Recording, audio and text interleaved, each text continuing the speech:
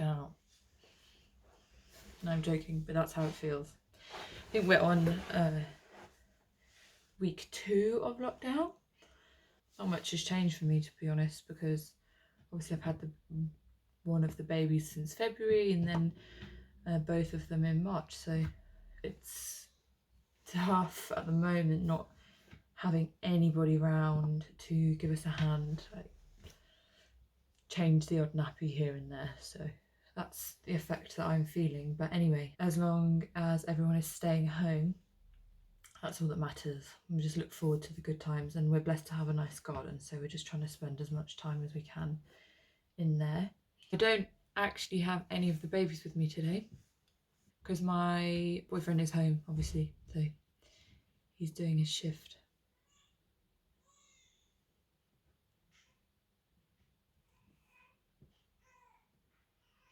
Don't know how successfully.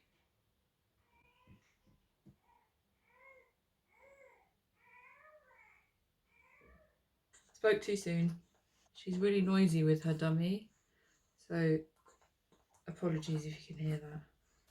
As I said in my last video, I am going to be talking about something that happened to me whilst I was pregnant, and the reason I had to have surgery whilst I was pregnant, and that is twin-to-twin transfusion syndrome. So I thought I would do a video on what it is, what to do about it, what you can get done when it happens, signs and symptoms as well, and then recovery from surgery, because as I said before, when I had my operation, it's all very sudden, but when I did have my operation and you do try and do your research, there's just not a lot on it at all. So if you're pregnant with identical twins, you get warned that it might happen, but you kind of just then don't know how and don't know what to look out for.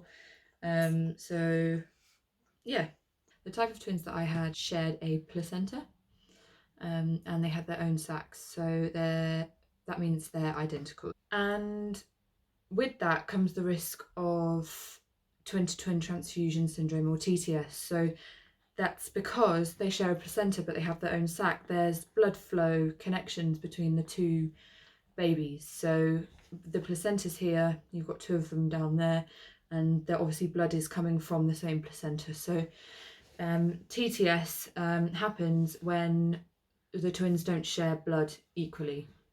One starts getting way too much, and therefore the other is obviously getting nowhere near enough. You kind of discover it's twins, you get admitted to the Centre for Fetal Care. This is totally normal. It's just because you need extra monitoring. So you generally have more scans. They really look out for blood flow, fluid levels every time you have a scan. So it's much more closely monitored because of the risks that come with carrying twins, whether they're non-identical or identical. As I said before, I think in my last video, you have your lovely scan, and then it gets real when they kind of say, yeah, it's exciting that you have them, but let's just talk really seriously about the risks that this pregnancy holds. So TTS is, as I said, when the blood is not shared equally. So you have much too much blood going to the twin that's called the recipient twin, because they're receiving too much of the blood, and then you have the donor twin that's working really hard to donate more blood to the other twin. Now, I'm not a medical professional, so this might just don't hold me to any of this, but this is obviously my understanding of it after going through it and obviously reading a lot about it. The extra blood flow to the recipient twin can cause heart failure, because obviously their hearts are having to work really, really hard to pump the extra blood around the body. And the donor twin is sharing too much blood, can have low blood cell counts, so really become anemic, and obviously then they become smaller. The fluid in the amniotic sac is essentially baby's urine. So what happens is the donor twin, who is giving the blood away, the fluid becomes less and less, and obviously it's dangerous to not have enough fluid around the baby. And then the bigger baby has a huge amount of fluid because they are obviously taking more in. So the way we discovered it, I registered at one hospital when I found out I was pregnant. I didn't know I was having twins, so I I registered at one hospital, and then when we found out it was twins, we were kind of shipped off to a different hospital that had a centre for fetal care, because they had different scanning machines. I don't really know why. Anyway, we went to a different hospital, and I didn't see really the hospital that I registered at again. So we were having our scans every 2 weeks, and then randomly I got a letter through for an appointment at my original hospital 5 days after I had a scan. So I assumed it was a midwife appointment because I hadn't had any midwife appointments yet.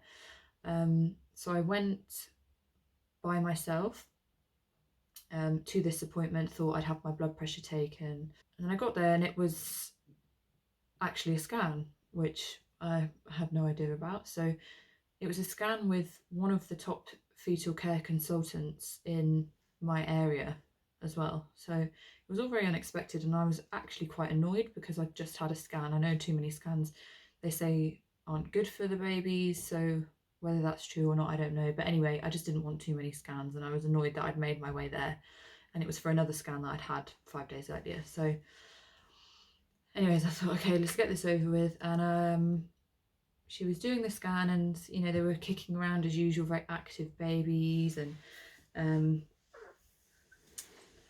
then she started to say, I'm seeing a slight fluid discrepancy. And that for me was, obviously I was by myself, not expecting to even have a scan, so that panic obviously sets in.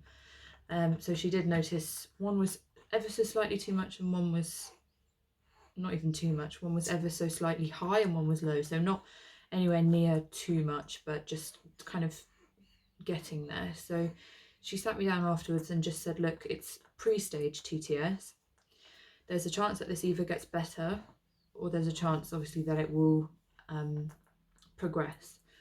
So she called me back for another scan at my other hospital. That was on the Monday. We had another scan on the Thursday morning. That was Halloween, which was lovely. So yeah, we had to go back pretty soon really to monitor it. So she obviously reassured me not to worry, but how do you not worry? So yeah, that was difficult because it's kind of your worst nightmare throughout the whole thing. I mean, I'd read loads on it and said, 10 to 15%, you know, we'll be fine. But in the back of your mind, you worry. Naturally, you worry. So it's kind of like hearing your worst fears. So yeah, we went back to the hospital on the Thursday morning. And by that point, it had progressed quite rapidly. I think the recipient twin had a pool of about 8 centimeters of fluid, and then the smaller donor twin had about a 3 centimeter pool. Now the way they monitor whether they need to take action or not is the larger pool being above 8 centimeters and the smaller pool being below 2 centimeters. So basically it was kind of decided then and there that it was deteriorating quite rapidly. They didn't do anything on that day, but I was obviously called for another scan on Friday morning the next day, and if anything had progressed, then it was kind of crunch time really. So I went home. That was probably the worst night I would say that we had, of just obviously knowing that it was happening and there's nothing you can do about it. It's not for any reason, it's just something that happened. So then and there it was decided that surgery might be a possibility the next day. At that point you kind of, to be brutally honest, they said they either deliver the babies or perform surgery.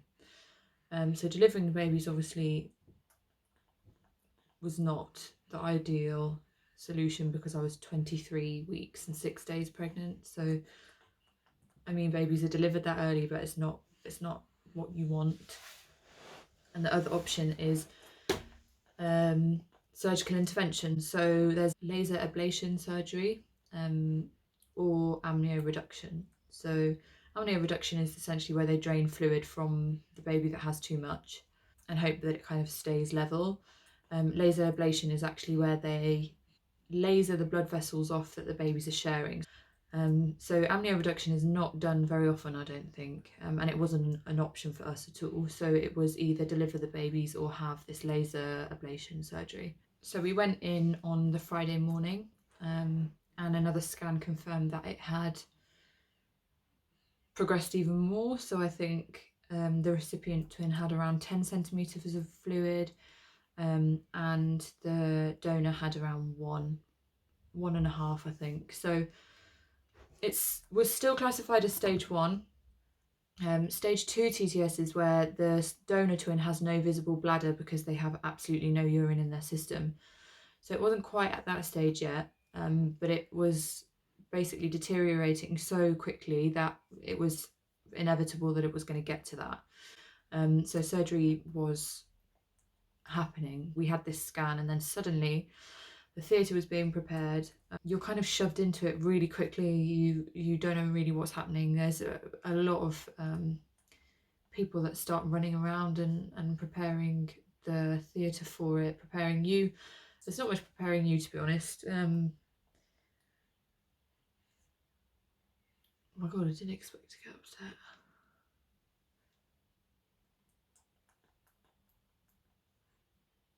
Yeah, oh god.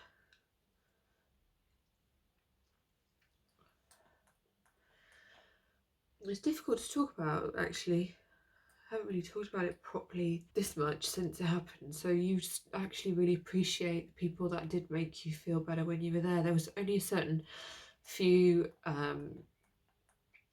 consultants and nurses and midwives that kind of go the extra mile to make sure you're okay, and you really appreciate that, especially now with everything going on. Okay, so yeah, the theatre's being prepared. You just kind of have to sit there and wait for everything because it is an emergency surgery. There's no, I literally sat in the theatre and waited for them to set everything up with a gown on, just ready to go. And you kind of know what's happening, but you don't. It's so unknown and so rare that you can't really plan for this. And this is exactly why I wanted to make this video, because if there's any one other person that's potentially going to go through this, then just giving some advice, that's all that I want to do. So yeah, the room was set up. I had 3 people from a hospital in China in the room, so they were visiting the hospital, working in the Centre for Fetal Care, so they were stood in the corner of the room. And then I had about 3 midwives, 2 consultants, a surgeon. I don't know who else was in the room, but anyway, there was a lot of people. There's a risk that you can go into labour during the surgery, so they give you precautionary medicines to take for that to try and stop the labour. So yeah, it's a scary time. And the surgery started, and they literally go through your tummy straight into the baby's sacs with a very, very thin laser. So it's a stick, for want of a better word, with a laser on the end that literally lasers the blood vessels shut. So they went in on the left side of my tummy. I was kind of lay on my side, and then yes, just started looking for the blood vessels. There's a camera on the end of the laser, so they're just looking for the blood vessels and then zapping them. So you can see on the camera in the theatre to just see what they're doing. And some people say that they look, because you sometimes see the babies, but I couldn't look at anything, to be honest. I was just petrified. So yeah, she started lasering them, and I think she had to stop at one point because I had a contraction. Obviously I didn't feel anything because I was under local anaesthetic, but she had to just pause. The babies were going crazy, kicking, and obviously they've got an intruder in their home, so they were going a bit crazy. And then obviously I was contracting, so she had to pause for a second. And it's really strange because you kind of feel warmth on your tummy because fluid drains out as they're doing it. It feels like a warm tap on your tummy, but that's totally normal. Obviously they can't physically do it without that happening. So yeah, and the surgery's not generally done over 24 weeks, I don't think. That's my knowledge of it anyway, just because the blood vessels are too mature and too big to laser shut. So obviously I was just before, I was 23 weeks and 6 days when I had this surgery, so just on the cusp of not being able to do it. So they'd also kind of outlined to me that there is a risk of doing it so late because the blood vessels are large. So yeah, she was lasering them, and I think quite successfully, until one of them actually burst. This one obviously caused quite a lot of bleeding internally, which carries its own risks again. So she had to stop, and she said, I think I remember her saying, I've got most of them, but I can't continue. So it was stopped then and there. I think I was in there about half an hour. To be honest, I don't know. It's all, my memory of it is blurry at best. It's your baby, so it's always going to be the worst thing. But when it's complete, you're admitted to a regular, well, I was admitted to a regular kind of pregnancy ward and just monitored overnight, really. So because they deal with pregnant mothers who have all sorts of issues, but I think because TTS is very rare, no one really wanted to come anywhere near me, really. I don't think they were all coming in, checking I was okay, and then very, very promptly leaving, because I just think it's the unknown for them and they don't really want to interfere too much. And I totally get that, but yeah, you don't have much understanding from anyone on what it is or what you've had done. So anyways, you just have to stay overnight and wait for the scan the next day to confirm that it's been successful and the fluid levels have evened out and everything like that. So yeah, then first thing the next day, we had a scan done by one of the consultants that was in the operation. So it was a relief to get to that point, but obviously you're apprehensive for the scan to just see that everything went well and it was successful. So yeah, the scan showed really good progress. So the fluid levels had evened out, both the babies were very active, just looked a lot more comfortable, really. So yeah, it was, I don't think relief even covers it. We were kind of back to how it should be after such an intense week, really. So anyway, that's a little bit about, well, a lot about my specific experience with discovering and treating TTS. But now I wanted to just talk about recognising it, how I felt beforehand, in case you want to look out for signs and symptoms, and then recovery from the operation, what to expect, what you should be doing as well, because as I said, the information is very, very limited. There's very dated PDFs that you can download and things like that, but real advice from people that have been through it on the nitty-gritty is very, very limited. So signs and symptoms, very little for me. It's hard to differentiate between what is just a pregnancy symptom, especially with twins, and what is something abnormal. So what I would say to look out for is excessive tiredness. So try and be in tune with how you're feeling on a day-to-day basis when you are pregnant, as hard as that sounds. Just try and know what's your new normal.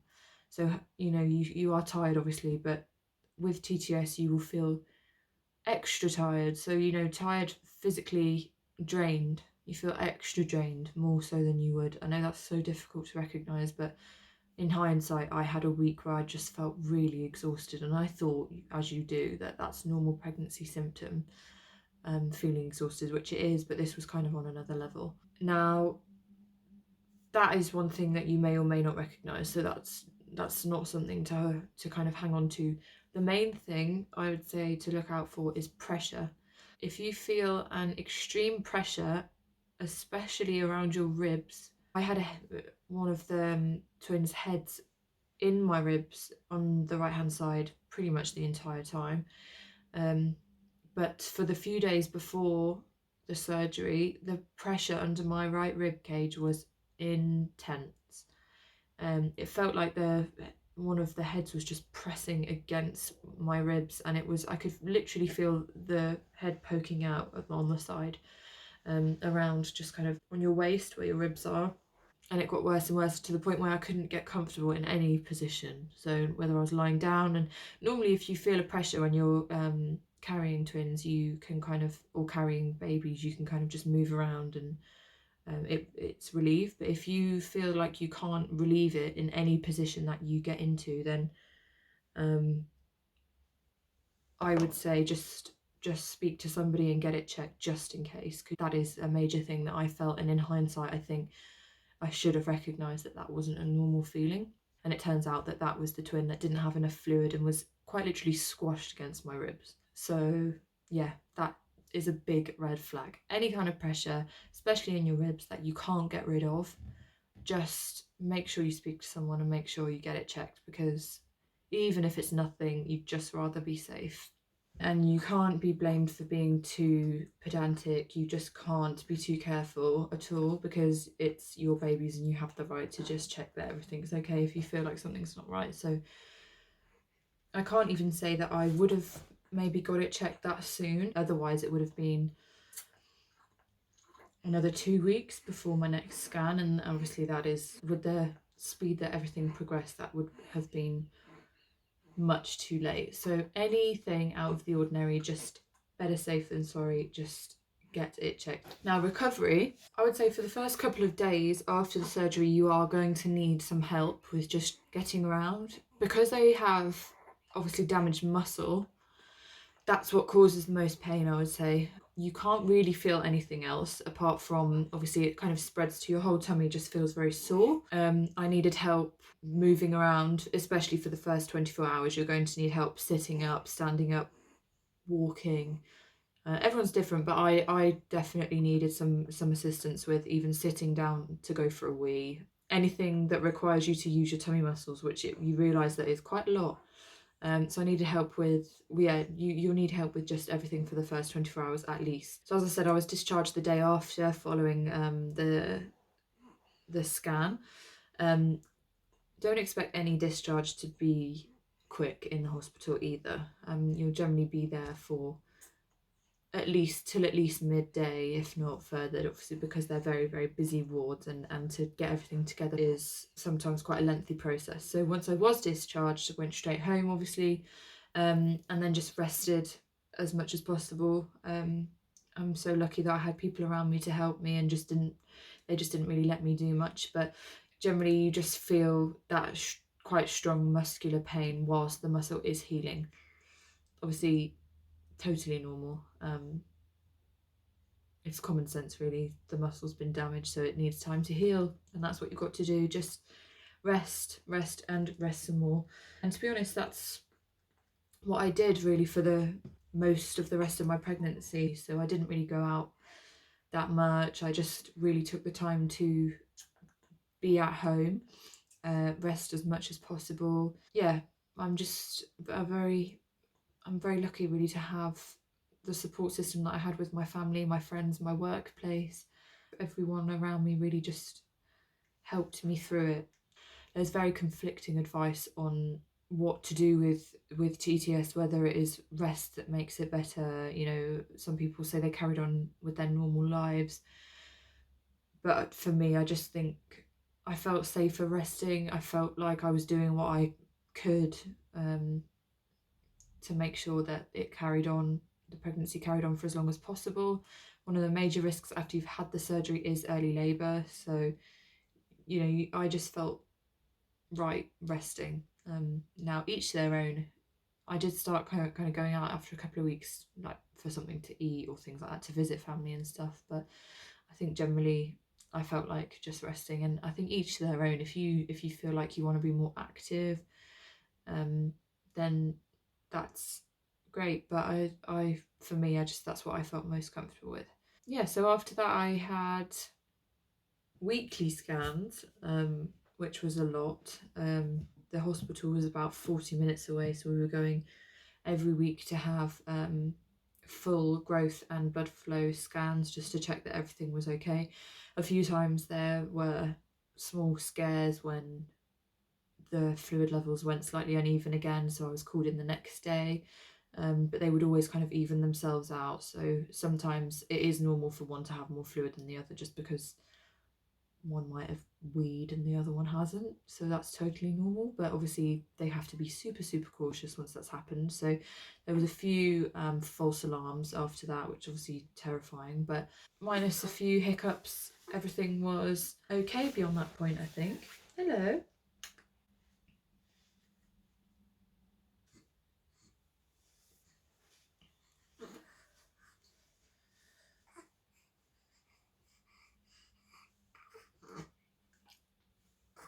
So yeah, I would say if you are worried about TTS, don't worry about it really. If you are carrying identical twins, you would have obviously been told about the risks that come with that, but you can't carry that around with you. You have to just enjoy your pregnancy. Everyone knows that babies feel what you feel, so just enjoy it as much as you can. Obviously be aware on what to look out for, but just embrace it, enjoy it. We're so lucky that the treatment is accessible, and that we have the best people for it really. I couldn't have wished for a speedier or a more successful process when it was discovered. So yeah, and I also want to say, if anyone is going through it, or if anyone is worried, or if anyone has been through it, please do reach out. I'd love to give advice to people, or share my experiences, or answer questions, or anything that I can do to help anyone going through it or worried about it, anything like that. I would love to. So if anyone wants to know anything, or wants to just talk about it, or is worried, please do reach out. And I'm gonna make the next video a bit more light-hearted. I'm not sure what yet, but yeah, but thanks for listening. Hey, hey!